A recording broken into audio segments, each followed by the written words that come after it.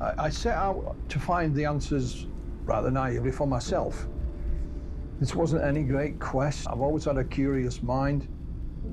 Down the years, I've found some of the answers, or I believe I have. But there's still a few that I'm looking for. My name is Philip Mantle, and I've been involved in UFO research for 40 years. My interest in the UFO subject began when I was at high school. My mum was originally from a rural part of Northern Ireland, and as a youngster she'd always told us about when she met a fairy on the farm where they lived. You know, this was very real, wasn't a fantasy. And I think that probably spurred a bit of interest. I was interested in all things paranormal, and just by chance, right literally the opposite side of the road from us was my best friend's grandmother, and she used to go to the spiritualist church.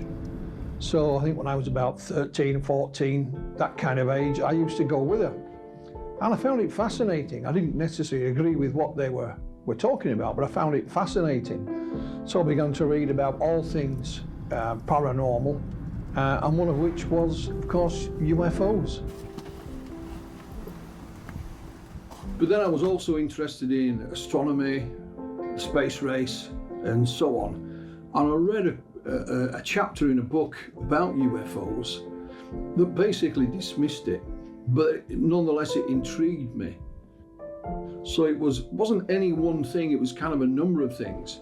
And rather naively, I thought if I read the odd book or two or a magazine here and there, I'll find out everything I need. But you know, that wasn't to be.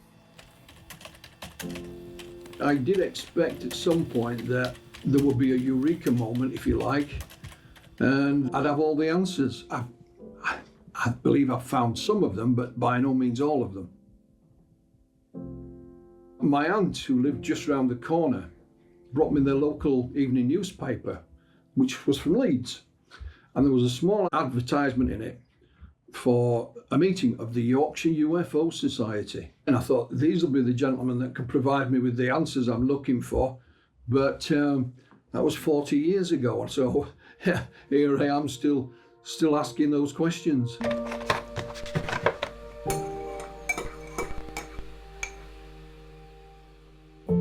I was formerly the Director of Investigations for the British UFO Research Association, and I was also the MUFON representative for England at one point. When you join a UFO group, there is a wide mixture of beliefs. I mean, some people there are out-and-out believers. Those like me who knew absolutely nothing, because I didn't. I'd read a few books and that was it. There's also a few skeptics mixed in who think there's something interesting behind it, but it's not necessarily anything to do with extraterrestrials or aliens. I think there's more of a more down-to-earth explanation. You have to have a certain degree of skepticism to begin with, but healthy skepticism. There's a difference between skeptical and debunker. Debunker will just say, it cannot be, therefore it isn't, and dismiss it. A skeptic will say, well, I think there may be something to it, but I need to prove it first, or disprove it. So whenever someone reports a sighting to me or sends me a piece of film or a photograph, you know that the chances are that there's an answer to it. It's just a question of finding it. Some are quite obvious, because you know at certain times of year they've got bright stars and planets, and some people will misidentify them. If somebody said it had red and green flashing lights on it, it's more than likely to be an aeroplane, and so on. There are a few hoaxes, you know, mixed in for good measure. But out of all of this, every now and again, there is a little gem that comes along, there's a little nugget that is not that easy to explain. And I can be as skeptical as anyone. And you put that skeptical head on and you think, well, look, I'll try my damnedest to get to the bottom of this, but sometimes you just have to hold your hands up and say, well, I've done my best and I can't find an explanation, and leave it at that. And I look upon a role as a UFO investigator is to document this information as the best way you can, and hopefully The accumulated documentation and research will then lead to answers. So during that 40 years, you know, I've researched and investigated UFO cases of every description, really. Probably best known for my involvement in the Alien Autopsy film.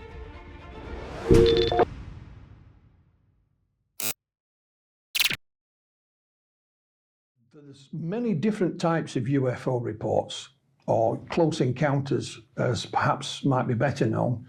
The most common, of course, is what we would call lights in the sky. Strange lights, seen at a distance or close up. Most of these sightings can be explained away relatively easily as astronomical bodies, aircraft, and so on. But there are some, like those that came from around the Yorkshire Dales, that were clearly not aircraft or the planet Venus. Then we have the more sort of detailed sightings of something up close and personal. It's not a little light in the distance. It seems to be a structured vehicle of some kind, and it's viewed at close range. And of course, they are the real close encounters where people claim not only to have seen a UFO, but that maybe their occupants, the aliens, if you want to call them that.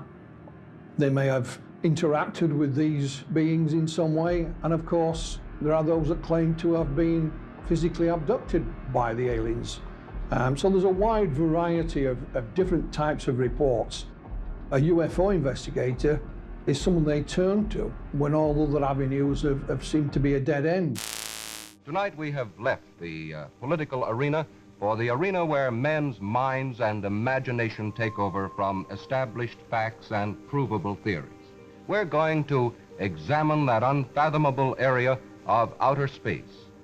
The one that started it all off happened on June the 24th, 1947, when private pilot Kenneth Arnold was flying over the Cascade Mountains in Washington. He was actually looking for a crashed aircraft himself at the time. This was in daylight, and there was a bright flash that illuminated his canopy. And he looked out between the mountain peaks, and he saw a formation, a V formation of objects that had no wings, no tail, no fuselage, no propellers, no jets. And he timed them between the two mountain peaks. And when he worked out how quickly they'd flown, they were going faster than any known aircraft at the time. Between Chehalis and Yakima in the state of Washington, private pilot Kenneth Arnold sighted 9 saucer-like things flying like geese in a chain-like line. He estimated the speed of the saucers at 1,200 miles per hour. Now, when Kenneth Arnold landed, he reported the incident to a local newsman, and he asked him how these strange objects maneuvered through the skies.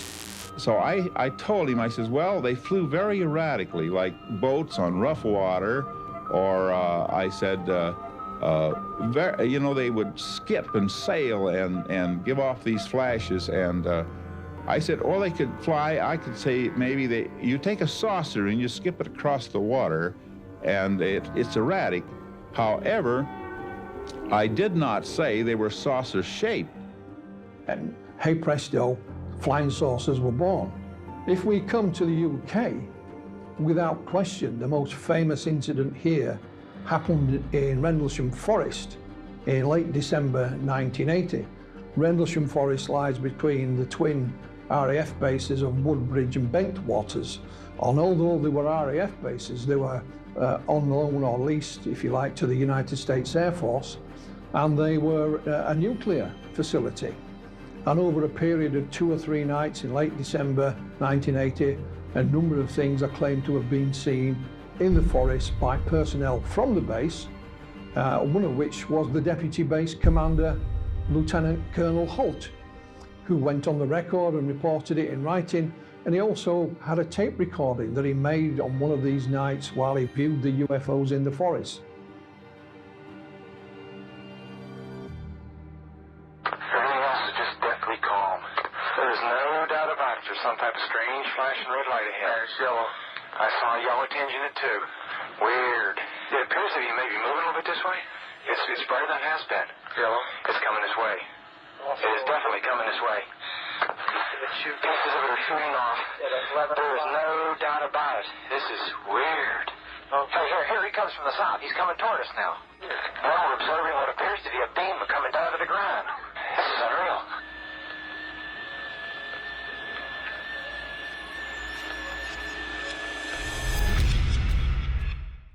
But perhaps the most famous and best known UFO case in the world, it goes back again to 1947, just following in the wake of Kenneth Arnold, and it's the UFO crash at Roswell in New Mexico. Headline edition, July 8, 1947. It's the one case that will not die. The Army Air Forces has announced that a flying disc has been found and is now in the possession of the Army.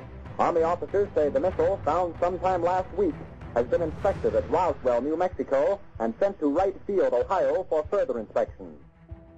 It is claimed that not only a UFO crashed, but there were dead alien bodies. It's rumoured that perhaps one of those creatures on board did survive for a short period of time. It's the case that will not die. It is shrouded in mystery. And even now, all those that were at Roswell or saw something around the time have all passed away. However, information still comes to light.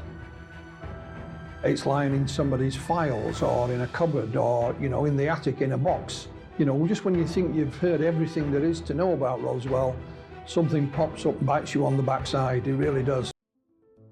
The town of Roswell was in the middle of the desert in New Mexico, and its main employer was the Roswell Army Air Force Base that was nearby.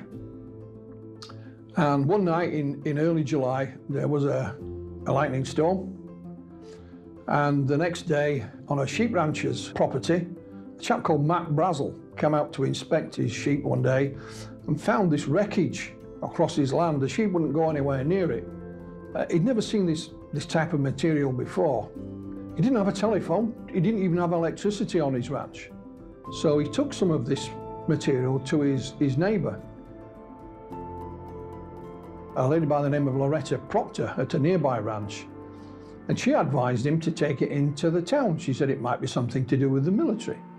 So he waited a few days until he had to go into town for something, and he gathered some of this material up and took it to the sheriff, and that was Sheriff George Wilcox. Again, Sheriff Wilcox had never seen anything like it, so he put in a phone call to the Roswell Army Air Force, which seemed the obvious thing for him to do. I was called to headquarters, was given copies of a press release which stated in essence that we had in our possession a flying disc. I was told to hand deliver to the 4 news media we had in town at that time.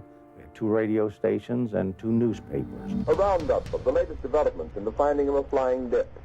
An eyewitness report of that, of course, then went out on the wire service, the local radio covered it, and the story shot around the world. The sheriff did say we were getting phone calls from, all 4 corners of the globe. So that's how we got to know about it, not through any unofficial statement, but from an official press release. Within hours, in fact, the next newspaper the following day, they retracted that, said, sorry, big mistake, it was a weather balloon.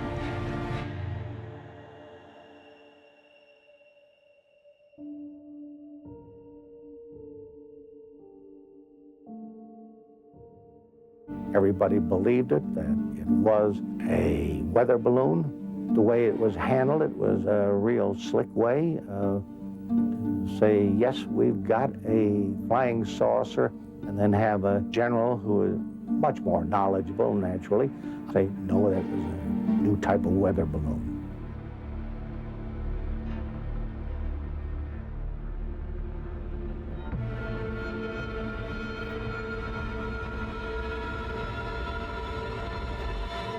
The weather balloons that they used were quite straightforward and simple, checking for the various weather conditions because they flew aircraft in and out of the base. They needed to know what was happening. So rather than rely on anyone else, they used to do it for themselves. It was common procedure. The Roswell Army Air Force housed what is known as the 509th Bomb Group. and they were the only atomic bomb wing in the world. It was the 509th, for example, that dropped the atomic bombs on Japan to end the Second World War. So this wasn't some little, air base stuck out in the middle of nowhere. It was a very important installation.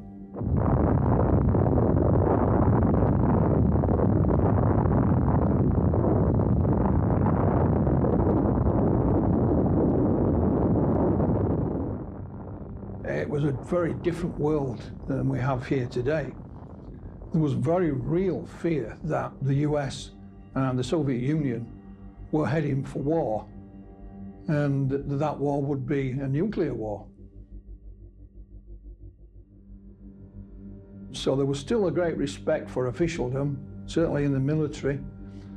Both the US and the USSR in opposite direction were keeping tabs on each other. We know that the atomic bomb was designed and invented in the United States. However, the secrets were leaked to the Soviets, so they did have atomic bombs, and the US were keeping a close eye on them the best they could. So tensions were very real in 1947, and there were many that suspected that war could well be imminent. Primarily, if the military said something was so-and-so, then you'd probably believe them. A lot of people in the town may have even served in the military at one point. The town depended on the airbase for its living during those days. It certainly did have an effect. After the telephone call went to the airbase from the sheriff, they dispatched their intelligence officer, which was Lieutenant Jesse Marcel. He took with him a gentleman called Sheridan Cavett, and they made their way out to the Brazel Ranch and collected some of this material. And on the way back, Marcel stopped at his home. He didn't live on the base, they lived off base with his wife and his 11-year-old son, Jesse Marcel Jr. When he came in, he was very excited. He woke my mother and myself up. It must have been 1 or 2 o'clock in the morning, and he wanted us to see what he was bringing in from the field. He said, this is parts of a flying saucer. And it was all brought in and spread out on the kitchen floor. And we just looked at it. Young Marcel picked up a rod about this long that looked edge-on like a capital letter I. So it got the nickname of an I-beam.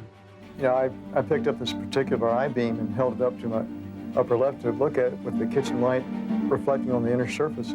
And that's when I saw the writing or the symbols of some sort.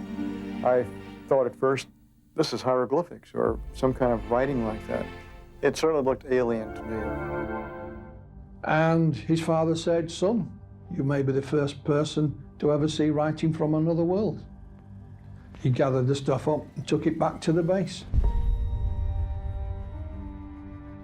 There are some people, even today, who say, well, the military did make a mistake, and it was indeed simply a balloon, but attached to a secret project.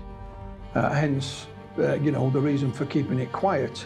You go back to Major Marcel himself. They used to release weather balloons twice a day from the Air Force Base. He'd been trained in how to do this. He knew what a weather balloon looked like. And he said, that material that I posed for in his office was a weather balloon, but that wasn't the material that I picked up that day on the ranch. He claimed that there'd been a switch, and he was told to keep quiet and say nothing.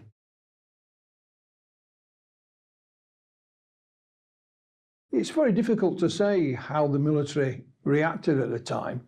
Certainly, Major Marcel, who had handled this material, seemed more curious than scared. Why the cover-up was put into place is still hotly debated. But you have to remember, this is just after the Second World War, so people were used to keeping secrets, and the nature of the airbase itself, it was a nuclear facility. So, secrets were part of everyday routine.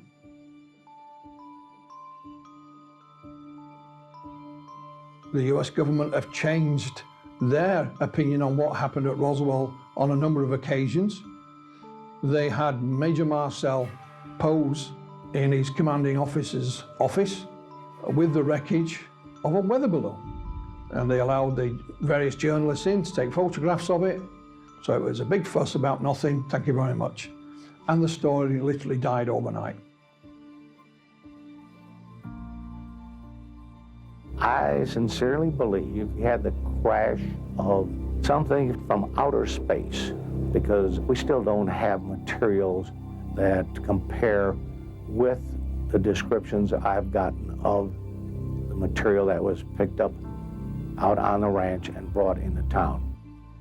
He couldn't figure this out. There were some other bits and pieces, the likes of which he'd never seen before. This was the puzzling thing. They had seen weather balloons and things of that nature, but nothing like this at all. I think at last count, I had spoken to around 4 dozen people who handled various aspects of the debris. The most dramatic is the foil-like material that you could wad up in a ball and let it go and it would unfold itself. Matt Brazel, like Sheriff Wilcox and others, claimed that some of this material was almost looked like tin foil. But it was very light, and when you rolled it up or crushed it in your hand and then let go again, it would immediately unfurl and go back to its original shape without any creases or bends or dints. And it got the nickname of memory metal. They tried to burn it and they couldn't burn it. It wouldn't catch on fire, and they took out their pocket knives and they tried to cut it, and they couldn't cut it. I guess they all had their chance to play with it for a while, and it was laying on the table, so I reached over and picked it up. And I played for it probably about 5 minutes. When you would wad it up in your hand, you couldn't feel it in your hand. You couldn't feel you had anything there. And it would go to a size that was so small that you'd have to look to see if it was still in your hand. And then when you drop it, it spread out all over the table. Some of it you could crush and it would just spring back. However, Jesse Marcel said they found other parts of it that you could hit with a sledgehammer, couldn't put a dent in it at all. And then there were the I-beams with this strange purplish hieroglyphic writing on it. There are those, of course, not Jesse Marcel, who said that this was just part of the wreckage, that the actual main body of the craft was found some miles away. And there was the UFO, complete with its dead occupants and all the contents therein. Daddy came in so excited, and he said what they saw was not from this world. There were 2 bodies that were laying on the ground outside of this craft, and that there was one, what he called little person. And he said there's one little person that was walking around, and he said they were still alive.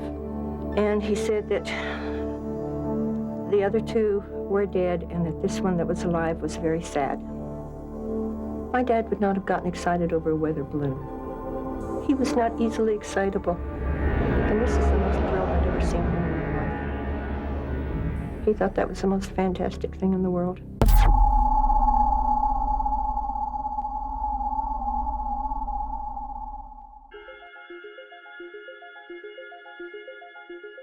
Many years after this, an investigation was conducted by the United States Air Force.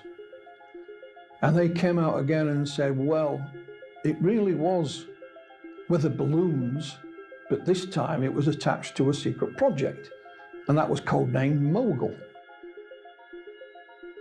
The balloons weren't secret, neither was the equipment that they used, but what they were being used for was secret. Basically, Project Mogul had an array suspended underneath some weather balloons that was launched into the upper atmosphere, and it was testing for Soviet nuclear tests, looking for atomic waste in the upper atmosphere. And they claimed that it was one of these with its various bits and pieces that crashed on the Brazel Ranch. It's just unfortunate that none were launched on the days in question, and they were all accounted for. And it was still just a weather balloon. There was nothing secret about it, and they used to launch the weather balloons twice a day from Roswell Army Air Force. So You know, they'd changed the story somewhat. It wasn't just an ordinary weather balloon, it was Project Mogul, which was still just a weather balloon. It didn't seem to fit the description given by the witnesses. There is one problem, and the fact that there are those eyewitnesses that claimed that they found the main body of the wreckage, the UFO, and therein were bodies, creatures, beings, aliens, call them what you will. But the United States military denied that any bodies could have been found because it was a weather balloon. Then, when they did their official report back in the 90s and said it was Project Mogul, they added a caveat to that and said, we have an explanation for the bodies. Bearing in mind they'd always denied that any bodies were associated with the crash, and that these were anthropomorphic dummies made of wood that were used primarily for parachute testing. Now, the only problem with that is that, yes, they did use these dummies for such purposes, but they weren't used until the early 1950s, some 5 years after the Roswell crash had actually happened. So they kind of, you know, made a bit of a mistake there, I might add. But it was the first time that they'd actually come up with an explanation for the alleged alien bodies.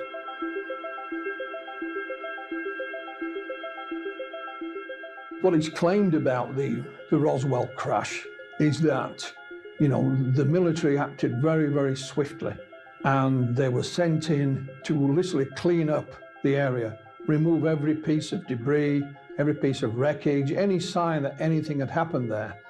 And that's what they did, and took everything.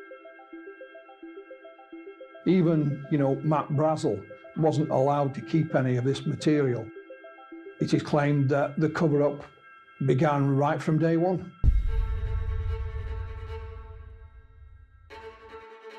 We now return you to Carl Phillips at Grover's Mill.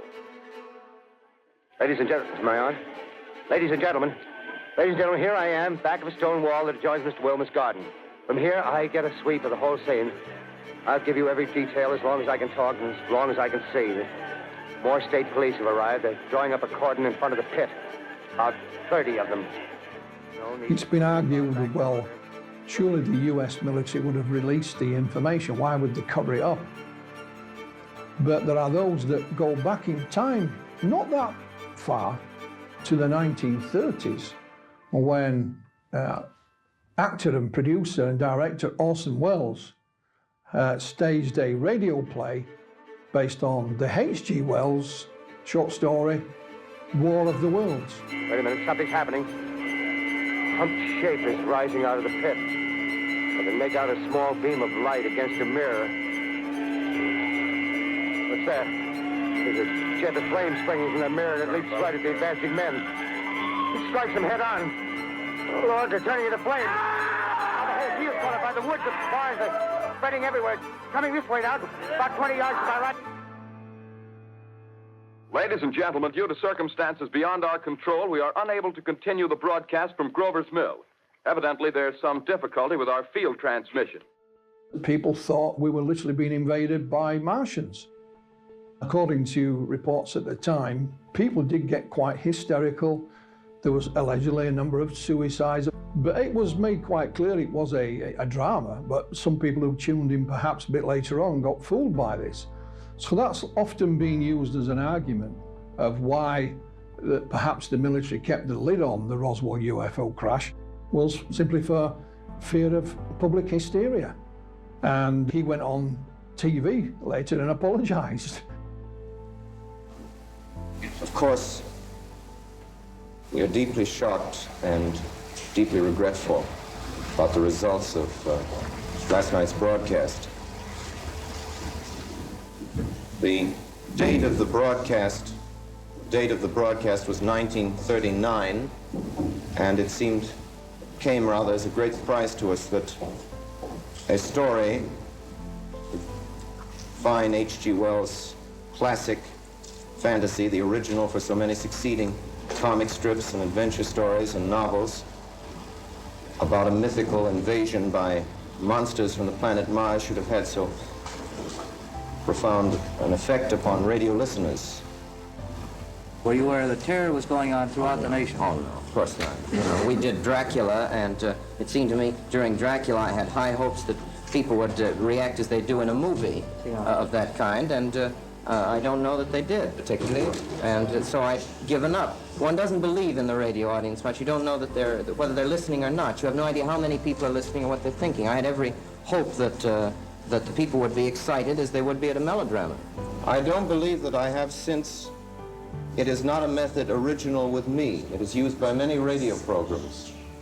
I am terribly shocked by the effect it's had. I do not believe that the method is original with me or peculiar to the Mercury Theater's presentation.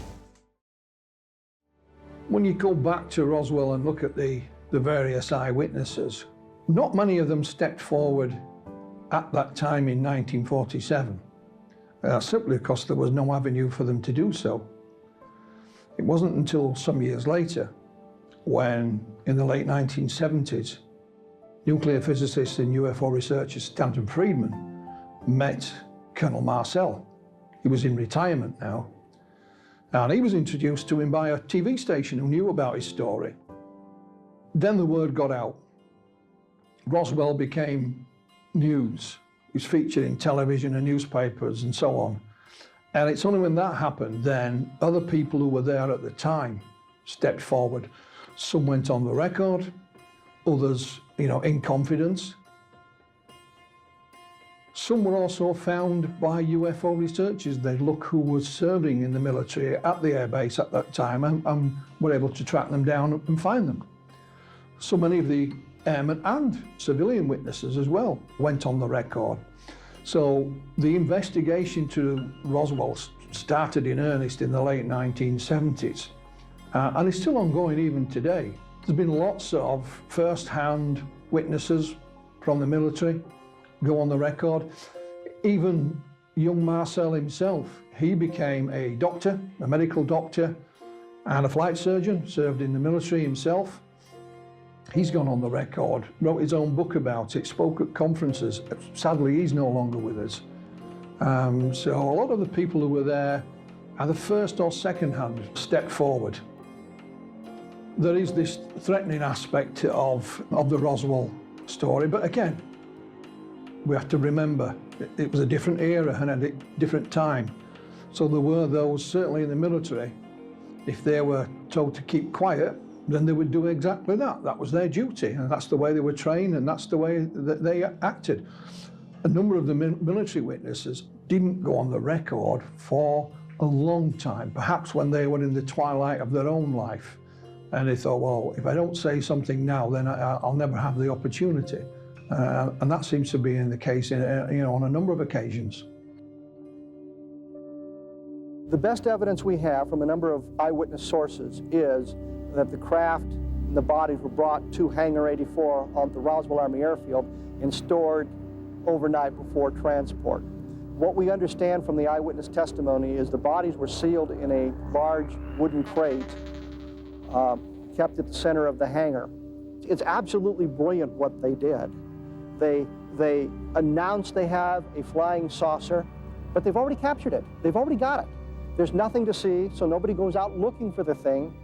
Then they shift everything to Fort Worth. The higher headquarters says, no, those guys made a mistake. It was just a weather balloon. One of the sinister things about the Roswell affair is that there are claims that the military not only ordered the people under their command to stay quiet, but also civilian witnesses. The press can't find Jesse Marcel because he's in Fort Worth and he's been silenced. When he came back from Carswell, after flying the debris, he did tell me not to talk about this, told my mother not to talk about this. This is a non-event. Play like it never happened. Don't even talk about this with your friends, which I didn't. And years later, he confided that he was actually part of the cover-up because he went along with the Air Force explanation, even though he knew full well that was not true. There's corroborative testimony that suggests somebody was putting pressure on people to silence them, and they used what means were necessary to keep those people silent. With some of the civilians, they were told that if you ever talk about it, you will be killed. For example, a lady by the name of Frankie Rowe. Her father was a firefighter. He's claimed that they were dispatched to the event, and he managed to somehow acquire a piece of this memory metal and show it to her. You know, she was his daughter. Shortly afterwards, they were visited by members of the military with a stern warning, and I mean a very stern warning, that keep quiet about this and say nothing. You know, bullets are cheap, so to speak. I said, yes, I did handle it. And he started emphasizing, no, you didn't. Well, my mother was pretty strict, and we didn't lie. So I'm insistent that, yes, I saw it, yes, I held it. And he got mad, and he got louder, and he had one of those, looks like a small baseball bat that hooks on the side of your belt, and he took that out, and he's holding it, and he starts beating his hand. Every time he said something, he would hit that on his hand, and he would say, I want you to understand, you were never there. You did not see anything. You did not hear a conversation. And he said, if you can't understand this, there are things that we can do. He said, we could take you out here in the middle of this desert. He said, this is a big desert here. He said, no one will ever find your bodies, ever. No one will ever know what happened to you. He said, the only way I'm going to let you stay around or live is if you promise you'll never talk about this the rest of your life. So I told him I wouldn't. And that was a reoccurring theme every now and again, both with civilian and military witnesses.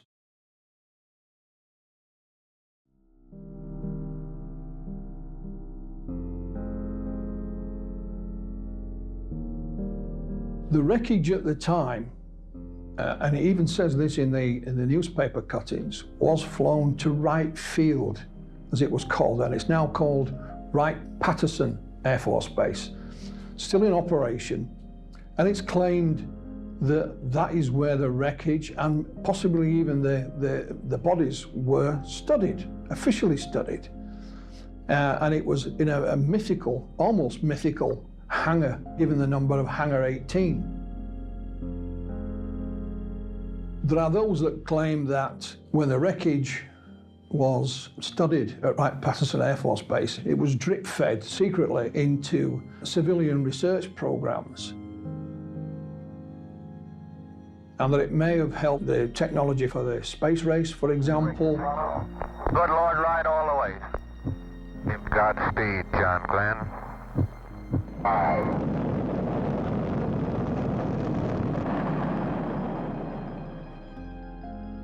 Silicon chips, fiber optics, and eventually all the way through to the stealth technology that we see in the aircraft. That is a rumor, it's not proven, but there are those that say that, you know, most of the technology that was found that day at Roswell are still yet to be identified, and we haven't been able to reverse engineer it at all.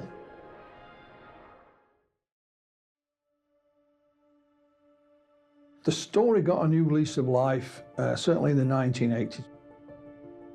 Stanton Friedman, sadly no longer with us, but he was the main civilian researcher of the Roswell incident. And he had no doubt whatsoever that this was a crash of a vehicle that was not of this earth, and that a cover-up was put in place almost immediately, one that is still intact today. And I think it was Stanton who coined the phrase, the cosmic Watergate. So he had no doubt that A, it was an alien vehicle, and B, there's a cover-up. How about the analysis of the materials? How about the autopsy reports? How about the eyewitness testimony from those who stood guard, those who carried it, those who tested at various government labs? There ought to be a ton of other paper. Stanton was a diligent researcher, and he would track down and interview witnesses to the event.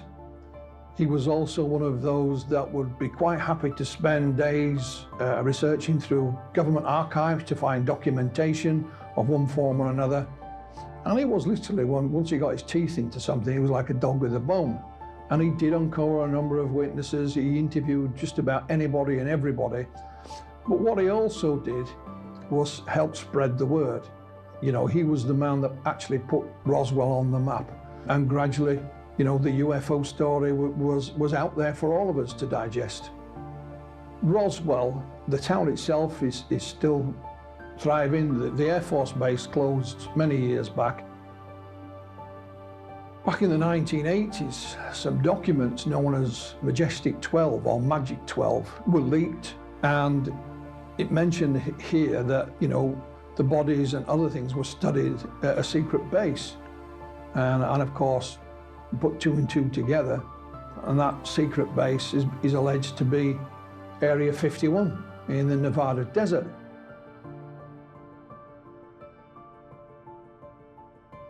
Officially, at that time, Area 51 did not exist, and the only aerial photograph that was available was actually from a Soviet spy satellite.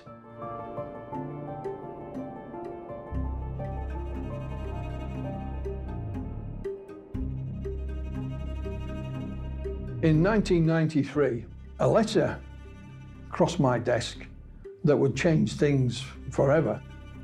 The Roswell story took a new twist in the 1990s, time when the X-Files TV series was reaching its height of popularity. And I was working with Bufora, and in 1993 I had a letter from a company saying, could you help us possibly with a documentary? So I wrote back, it's the days before email and things of that nature, sent them some information. And now the company was the Merlin Group.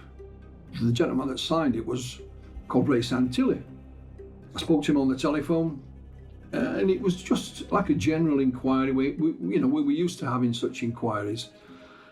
After a number of months, Ray Santilli came out of the blue and said, well, actually, Philip, I happen to have film of the UFO crash at Roswell, and the creature's been dissected, autopsied. Now, it was always rumoured that when the Roswell crash happened, that film and photographs were taken. So my natural reaction was, well, that's a fascinating story. Show me. If you claim to have this film, then show me it. So it was, yes I can, no I can't, yes I can, no I can.